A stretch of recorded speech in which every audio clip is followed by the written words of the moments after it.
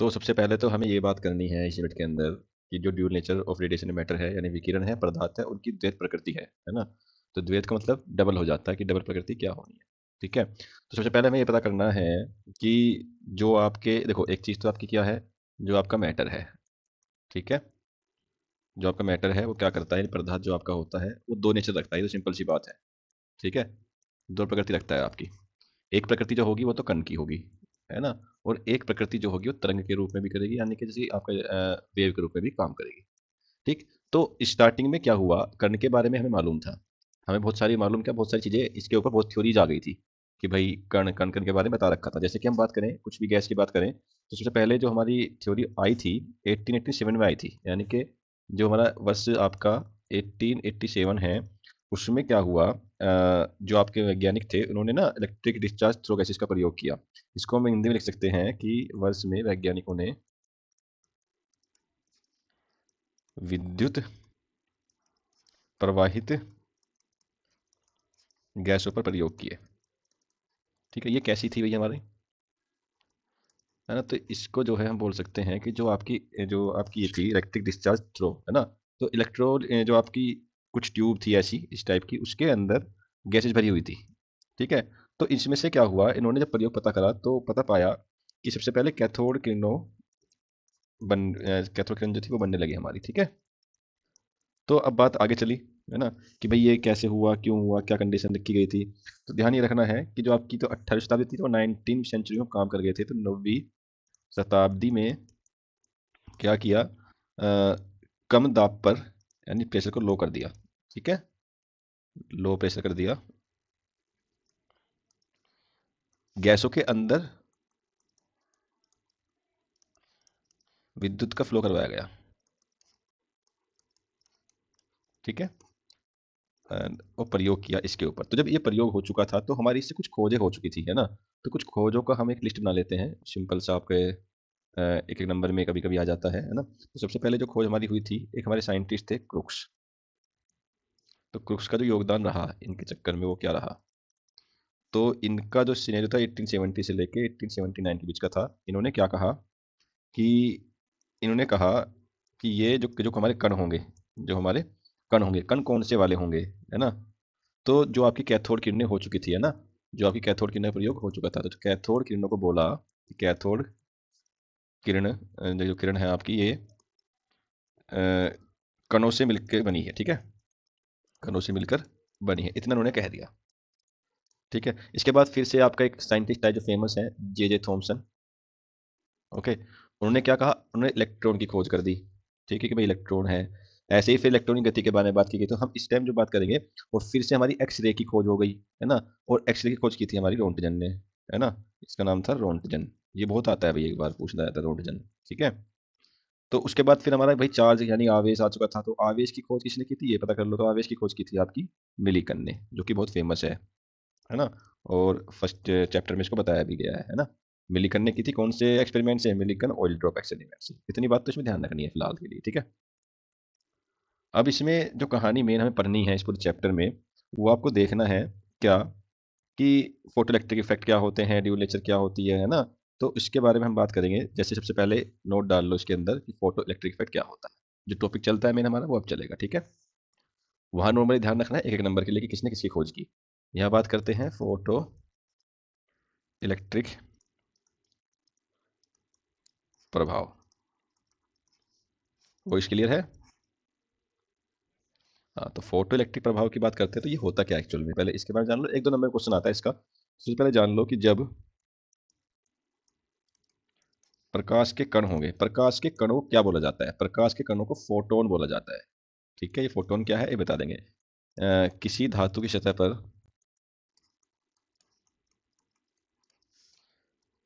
गिरते हैं तो सतह से इलेक्ट्रॉन निकल आते हैं। ठीक है, ये बात ध्यान रखनी है। और इन इलेक्ट्रॉनों को ही बोला गया, इन इलेक्ट्रॉन को फोटो इलेक्ट्रॉन कहा जाता है या कहा गया। ठीक है, ये बात समझ में तो नहीं। मेनली बात ये ध्यान रखनी है, फोटो का जो मतलब है, फोटो का मतलब लाइट से है, ठीक है? जो फोटो का मतलब है लाइट से, समझ लें एक बार इसको। जो फोटो का मतलब, फोटो को ऐसे लिखते हैं, इसका मतलब लाइट से है। अब लाइट ऐसा तो जो है कि लाइट का जो भी रेज हमारी निकलती है इस टाइप में निकलती है ना? तो जो लाइट हमारी रेज निकलेंगी, तो ये फोटोन के रूप में निकलती है ना? तो फोटोन की जो एनर्जी होती है ई, वो होती है एच न्यू। ये बात समझनी है। इसको जरा एक बार दोबारा देखेंगे ठीक से। तो फोटोन की बात करते हैं हम, ठीक है? फोटोन क्या है? प्रकाश के कण ही है ना? तो फोटोन की जो एनर्जी होती है, एनर्जी ऑफ फोटोन लिख सकते हैं, प्रकाश की ऊर्जा, एनर्जी ऑफ फोटोन क्या होती है, इसे करते हैं डिनोट, और ये एच न्यू होता है। यानी कि इसमें आप देख रहे हो कि जो एनर्जी है वो डायरेक्टली डिपेंड करती है फ्रीक्वेंसी के ऊपर। ये न्यू है, ये फ्रीक्वेंसी है, यानी कि आवृत्ति है, ठीक है? ये आपकी आवृत्ति होती है। तो फ्रीक्वेंसी को डायरेक्टली क्या करती है? डिपेंड करती है ना? तो ये बात ध्यान रखनी है ना। ये जो है, अब क्या हुआ कि अगर एनर्जी ज़्यादा है तो फ्रीक्वेंसी ज़्यादा है, फ्रीक्वेंसी ज़्यादा है तो एनर्जी ज़्यादा है। ये जो एच है, एच क्या है यहाँ पे? एच को बोला जाता है प्लांक कांस्टेंट। ओके, इसकी वैल्यू पता ही होती है 6.63 इंटू 10⁻34, है ना? ये बात ध्यान रखनी है। अब लेकिन कंडीशन इसमें एक है कि जो फोटोन है, क्या वो सिंगल आ जाएगा? सिंगल फोटोन तो आएगा नहीं। वो फोटोन जो आएगा ग्रुप में आएगा, है ना? तो मान सकते हैं यदि हमारे एन फोटोन हो, और एन फोटोन यानी इस ग्रुप को बोलते हैं हम एक क्वांटा। क्या बोलते हैं?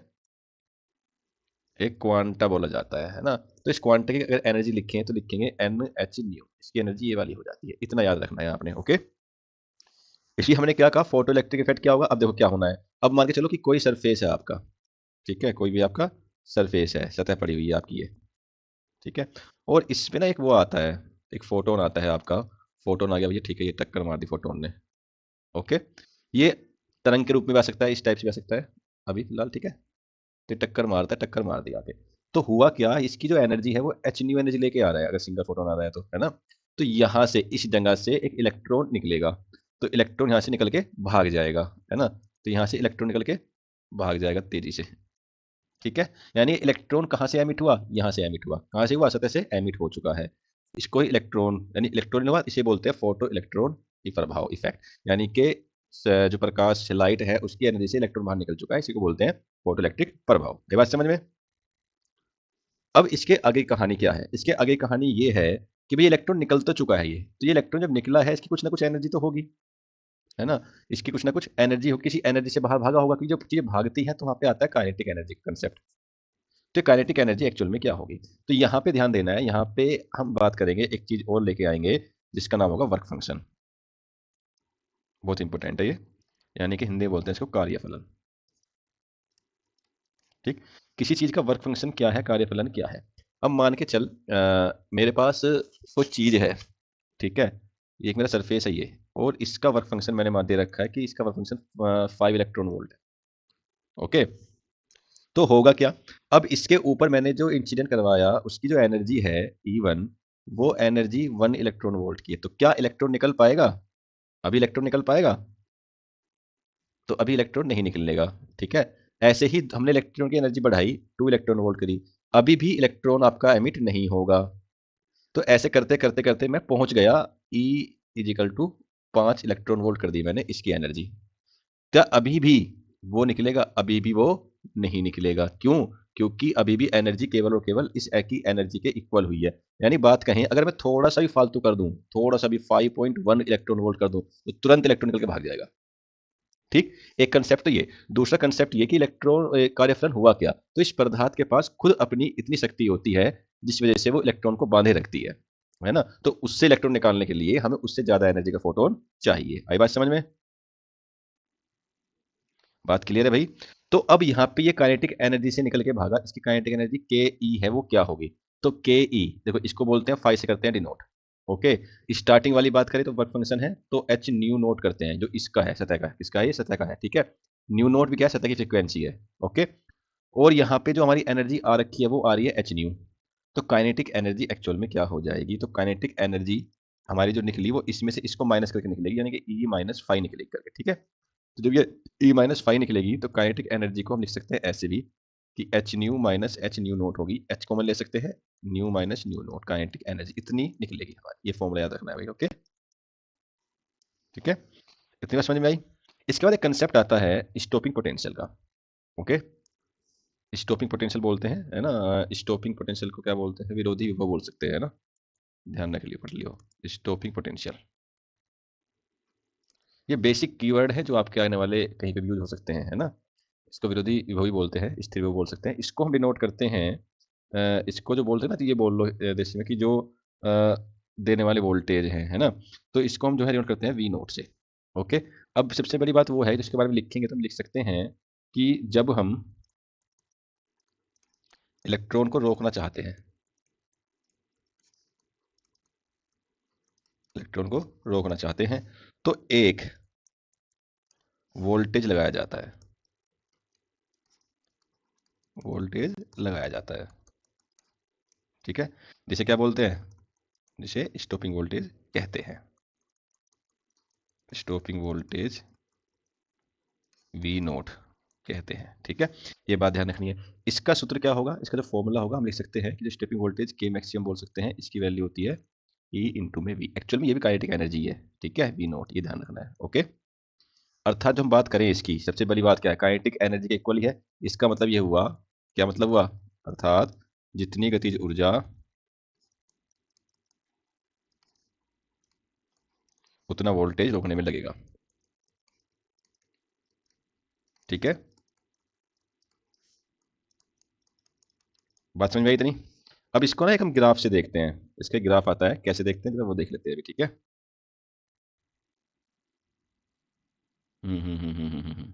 ओके, देखें, देखो, हमने ग्राफ बनाया, हमने क्या किया, दो लाइनें ले ली हमने, ये इस टाइप से हम ग्राफ बनाएंगे, ठीक है।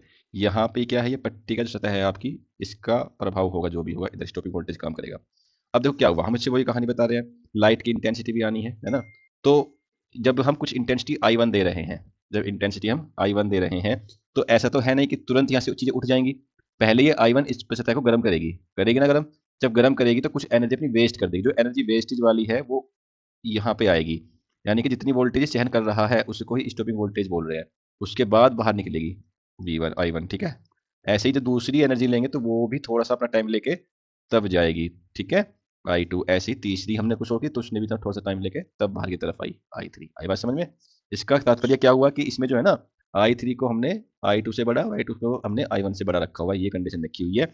और इसको जो बोलेंगे यहाँ पे बोल दें करंट फ्लो, यानी कि प्रकाश धारा बोल सकते हैं, लाइट फ्लो बोल सकते हैं। तो ये ग्राफ आता है, आई बात समझ में।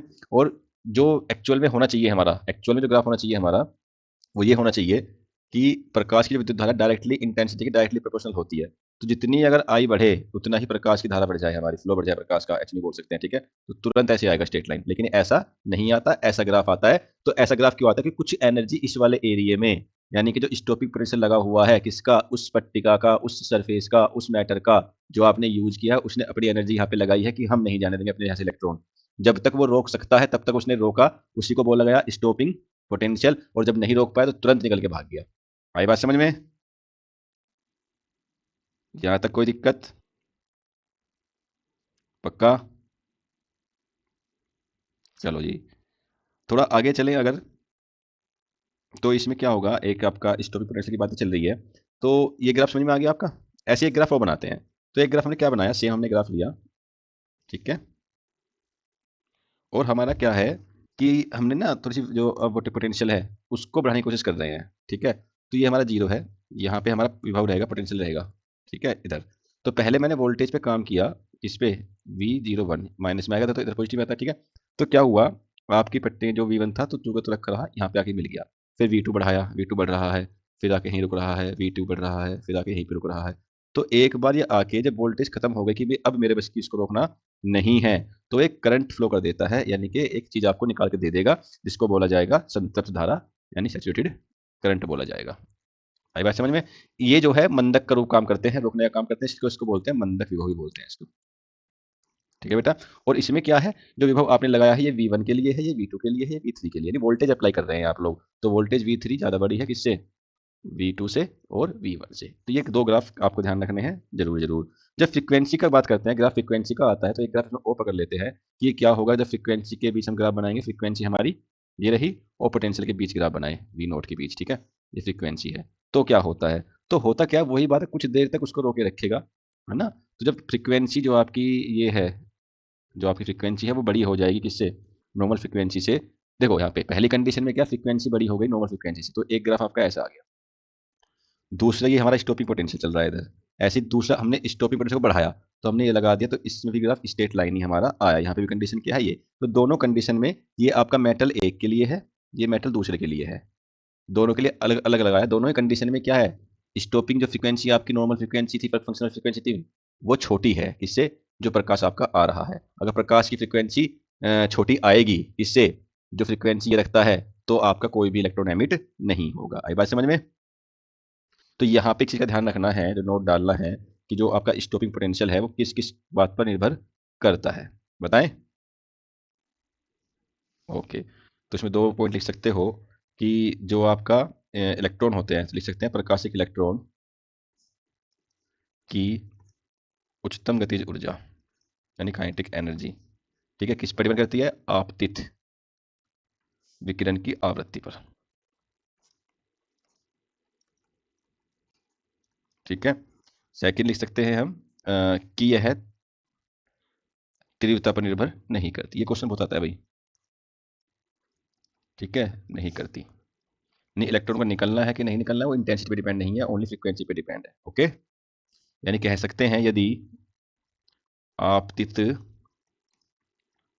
आपतित विकिरण लिखो, तो विकिरण की आवृत्ति यानी कि न्यू, ये न्यू क्या है, छोटी है, किससे, आपके क्या बोल सकते हैं, पदार्थ की बोल सकते हैं, या अंत का बोल सकते हैं, अंतक आवृत्ति से, आंतरिक आवृत्ति से, यानी कि व्यू नोट से। ठीक है, तो कोई भी उत्सर्जन संभव नहीं है, संभव नहीं है। ओके, ये बात आपको ध्यान देना है। आई बात समझ में। तो सबसे पहले तो हमें ये बात करनी है इस यूनिट के अंदर कि जो dual nature of radiation matter है, यानी विकिरण है, पदार्थ है, उनकी द्वैत प्रकृति है ना। तो द्वैत का मतलब डबल हो जाता है कि डबल प्रकृति क्या होनी है। ठीक है, तो सबसे पहले हमें ये पता करना है कि जो आपके, देखो एक चीज़ तो आपकी क्या है, जो आपका मैटर है, ठीक है, जो आपका मैटर है वो क्या करता है, पदार्थ जो आपका होता है वो दो नेचर रखता है, ये तो सिंपल सी बात है। ठीक है, दो प्रकृति रखता है आपकी, एक प्रकृति जो होगी वो तो कण की होगी, है ना, और एक प्रकृति जो होगी वो तरंग के रूप में भी करेगी, यानी कि जैसे आपका वेव के रूप में भी काम करेगी। ठीक, तो स्टार्टिंग में क्या हुआ, कण के बारे में हमें मालूम था, हमें बहुत सारी मालूम, क्या बहुत सारी चीज़ें इसके ऊपर बहुत थ्योरीज आ गई थी कि भाई कण कण कण के बारे में बता रखा था। जैसे कि हम बात करें कुछ भी गैस की बात करें, तो सबसे पहले जो हमारी थ्योरी आई थी 1887 में आई थी, यानी कि जो हमारा वर्ष आपका 1887 है, उसमें क्या हुआ, जो आपके वैज्ञानिक थे उन्होंने ना इलेक्ट्रिक डिस्चार्ज थ्रो गैसेस का प्रयोग किया। इसको हम हिंदी में लिख सकते हैं कि वर्ष में वैज्ञानिकों ने विद्युत प्रवाहित गैसों पर प्रयोग किए। ठीक है, ये कैसी थी भैया हमारी, है ना, तो इसको जो है हम बोल सकते हैं कि जो आपकी ये थी इलेक्ट्रिक डिस्चार्ज थ्रो, है ना, तो इलेक्ट्रोड जो आपकी कुछ ट्यूब थी ऐसी इस टाइप की, उसके अंदर गैसेज भरी हुई थी। ठीक है, तो इसमें से क्या हुआ, इन्होंने जब प्रयोग पता करा तो पता पाया कि सबसे पहले कैथोड किरण जो थी वो बनने लगी हमारी। ठीक है, तो अब बात आगे चली, है ना, कि भाई ये कैसे हुआ, क्यों हुआ, क्या कंडीशन रखी गई थी। तो ध्यान ये रखना है कि जो आपकी तो 18वीं शताब्दी थी तो 19वीं सेंचुरी में काम कर गए थे, तो 9वीं शताब्दी में क्या किया, कम दाब पर यानी प्रेशर को लो कर दिया। ठीक है, लो प्रेशर कर दिया, गैसों के अंदर विद्युत का फ्लो करवाया गया।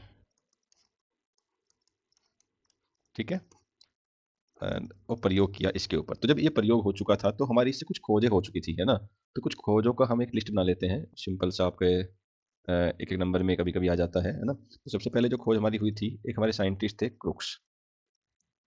तो क्रुक्स का जो योगदान रहा इनके चक्कर में वो क्या रहा, तो इनका जो सिनेरियो था 1870 से लेके 1879 के बीच का था। इन्होंने क्या कहा कि, इन्होंने कहा कि ये जो जो हमारे कण होंगे, जो हमारे कण होंगे, कण कौन से वाले होंगे, है ना, तो जो आपकी कैथोड किरणें हो चुकी थी, है ना, जो आपकी कैथोड किरणें प्रयोग हो चुका था, तो कैथोड किरणों को बोला कि कैथोड किरण जो किरण है आपकी ये अ, कणों से मिलकर बनी है। ठीक है, कणों से मिलकर बनी है, इतना उन्होंने कह दिया।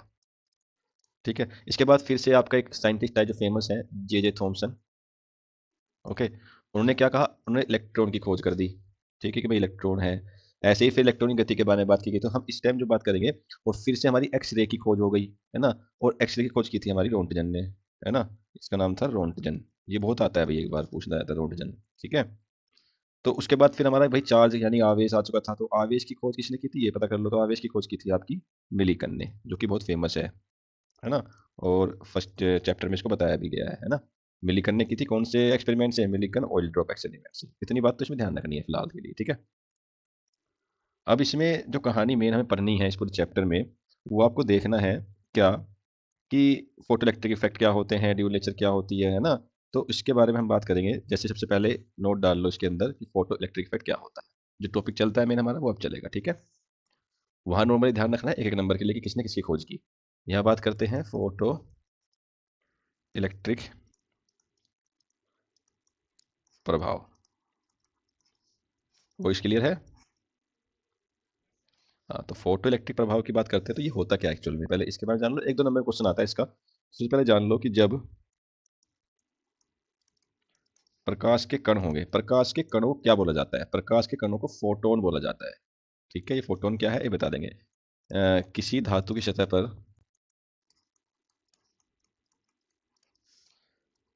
गिरते हैं तो सतह से इलेक्ट्रॉन निकल आते हैं। ठीक है, ये बात ध्यान रखनी है। और इन इलेक्ट्रॉनों को ही बोला गया, इन इलेक्ट्रॉन को फोटो